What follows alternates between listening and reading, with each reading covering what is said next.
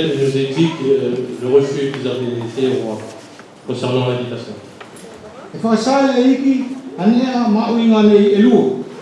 Le Seigneur nous veut montrer deux choses.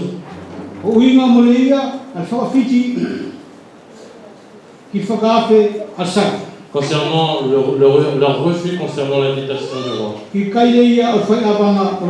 Concernant les noces de son fils, le fils du roi.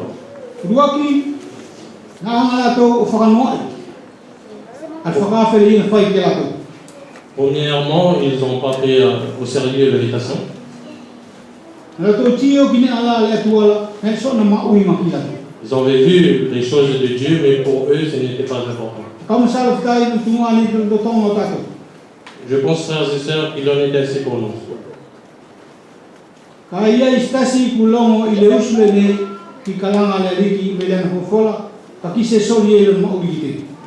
C'est que quelqu'un a déjà entendu l'appel de Dieu, mais il n'a pas encore donné sa vie à Dieu.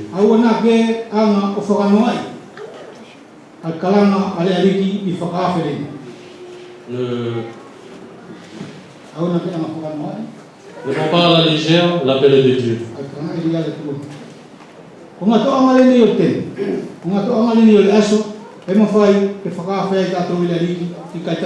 C'est le moment où nous sommes invités concernant nos noces.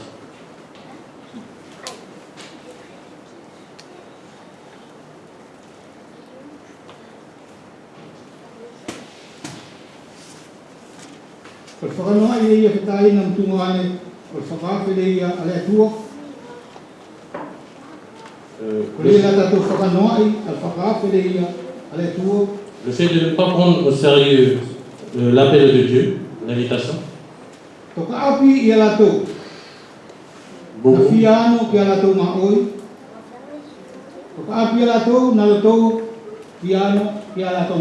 Beaucoup parmi eux voulaient aller dans leur champ.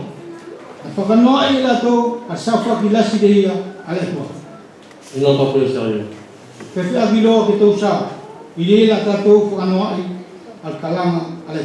Comment pouvons-nous être sauvés si nous ne prenons pas au sérieux son appel?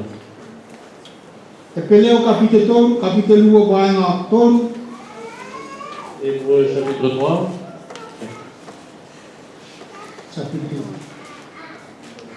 chapitre 2, verset 3.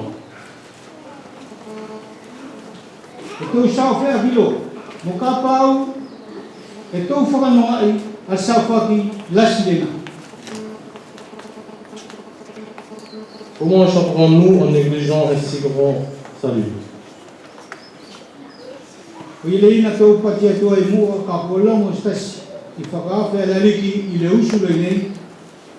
C'est pourquoi je vous ai dit juste auparavant, si quelqu'un a déjà entendu l'appel de Dieu concernant le salut,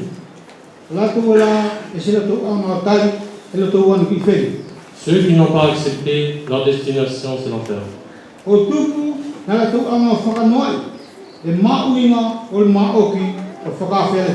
Parce qu'ils ont nié l'importance de l'invitation de Dieu.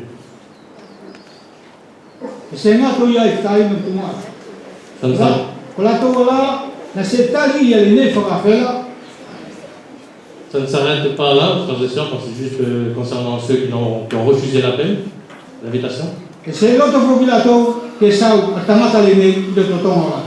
Mais ils refusaient aussi que celui qui était roi leur gouverne.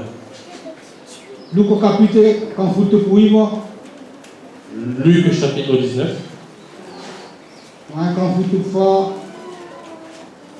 Verset 14.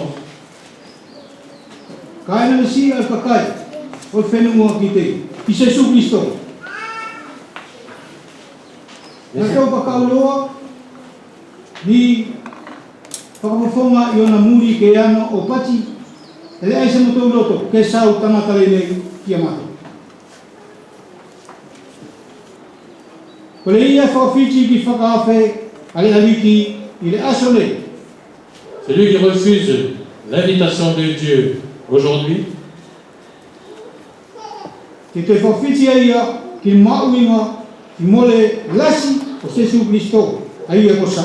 refuse aussi Jésus étant divin.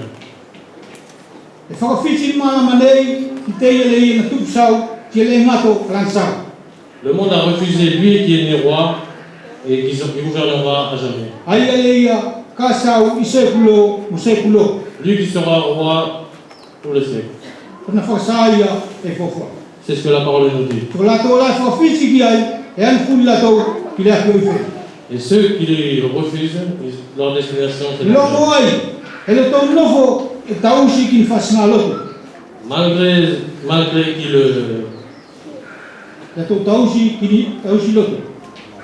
Malgré qu'ils sont fidèles à des religions,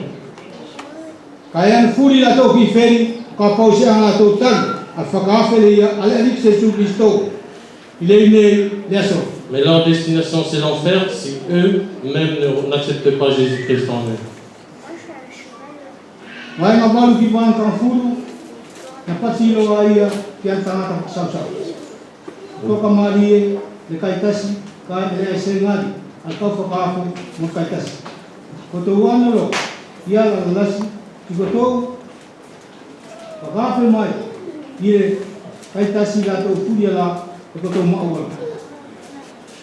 Verset 8 à 10.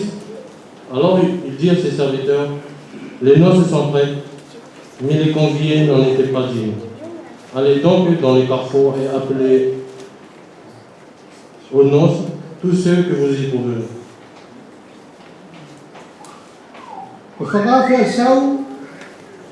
L'invitation du roi est destinée à tout le monde. Il est différent de quoi?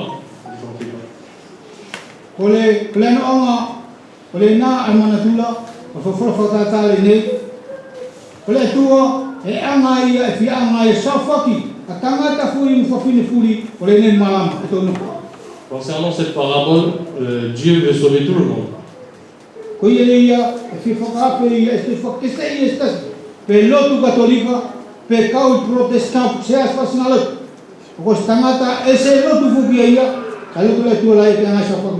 C'est pourquoi il ne fait pas de différence, malgré qu'il soit catholique ou protestant. Sa volonté, c'est que tout le monde soit sauvé.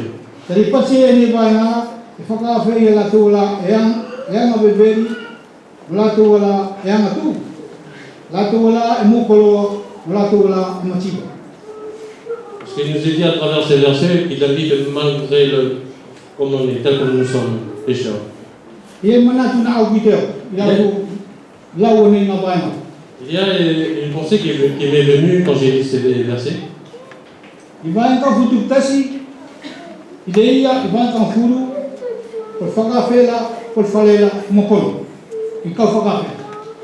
Au verset 11, il nous est dit que concernant l'invitation,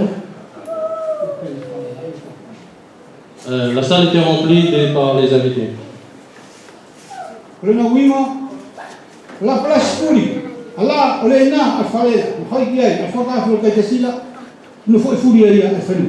Il nous est dit que quand le roi est venu, il a vu la salle, tout est rempli, il y avait du monde, c'était rempli, la salle était remplie.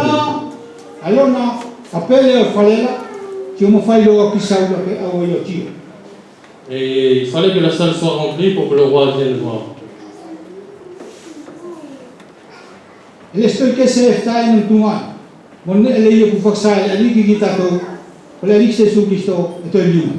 Il n'est pas différent pour nous, frères et sœurs, où il nous est dit que Jésus va venir vers nous.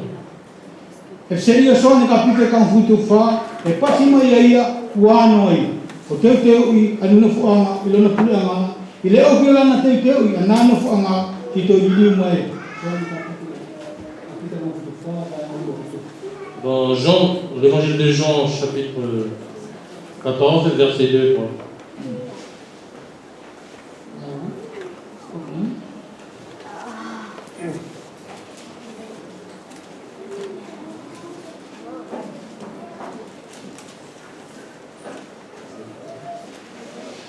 Il y a plusieurs demeures dans la maison de mon Père. Si cela n'était pas, je vous l'aurais dit. Je vais vous préparer une place lorsque je m'en serai allé, et je vous aurai préparé une place. Je reviendrai et je vous prendrai avec moi.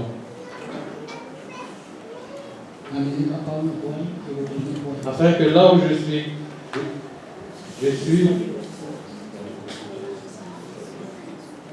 vous y soyez. Voilà, vous comprenez le verset.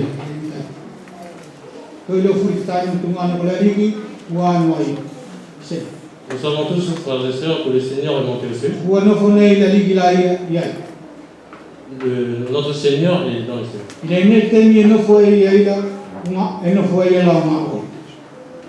Même maintenant, là où il est, il continue de travailler. Oui, il nous a dit dans à travers sa parole, il prépare. Et quand il aura terminé de préparer cet endroit, il va venir.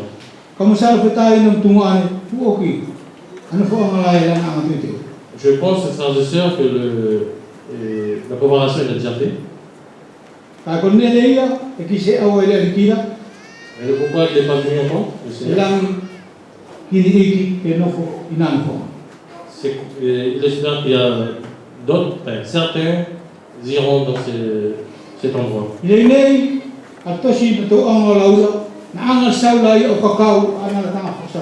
Ici, à travers le livre, le verset que nous avons lu, il nous est dit que le roi avait envoyé ses serviteurs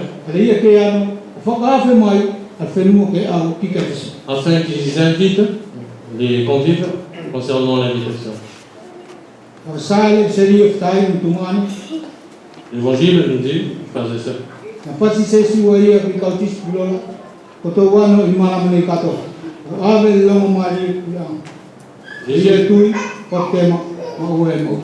Jésus avait dit à ses disciples, allez dans le monde et annoncez la bonne nouvelle. Et celui qui croit, il sera baptisé.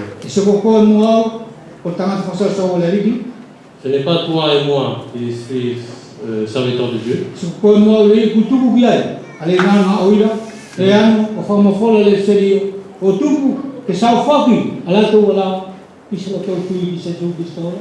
Ce n'est pas à toi et à moi d'aller annoncer l'évangile, la bonne nouvelle, afin qu'il puisse être sauvé.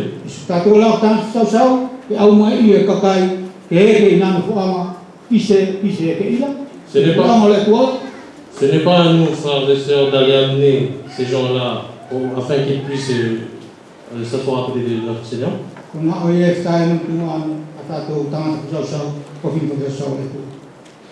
Ce travail nous est destiné à nous qui sommes ses serviteurs. C'est ma pensée.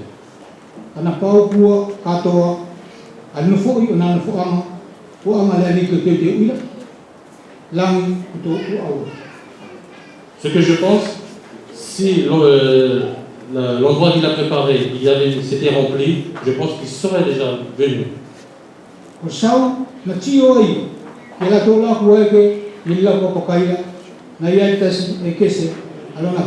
Le roi avait remarqué parmi ceux qui étaient assis dans sa fête, qu'il y avait parmi eux quelqu'un qui était venu.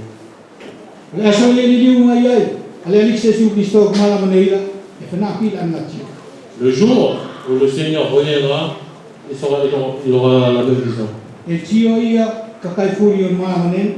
Il va voir tout le monde entier.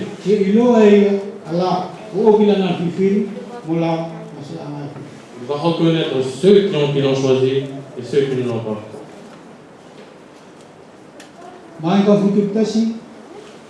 Verset 11.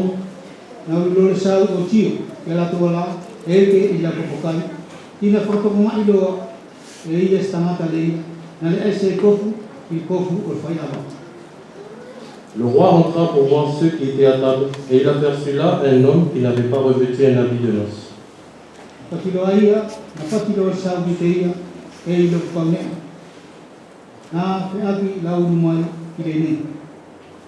Il lui dit, mon ami, comment es-tu entré ici sans avoir un habit de noces?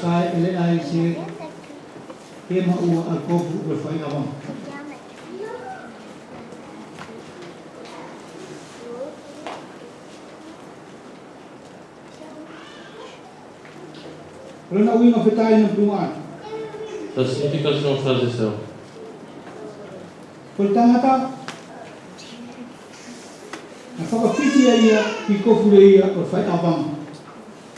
Sa signification, c'est qu'il y a un homme qui a refusé l'habit revêtis de la vie de noces. Parce qu'il croyait que la tenue qu'il avait lui-même, c'était joli.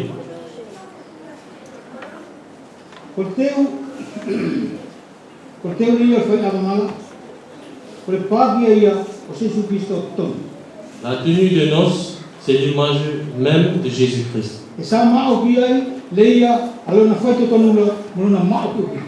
Et il nous montre à travers ça, à tel point qu'il est vrai.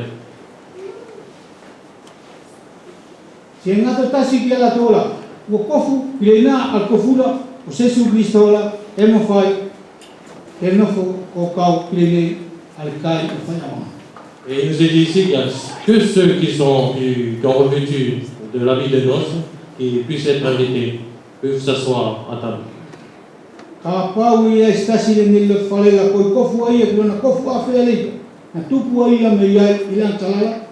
Si parmi nous il y a quelqu'un encore qui refuse encore de s'habiller de Christ, mais il porte ses habits à lui-même,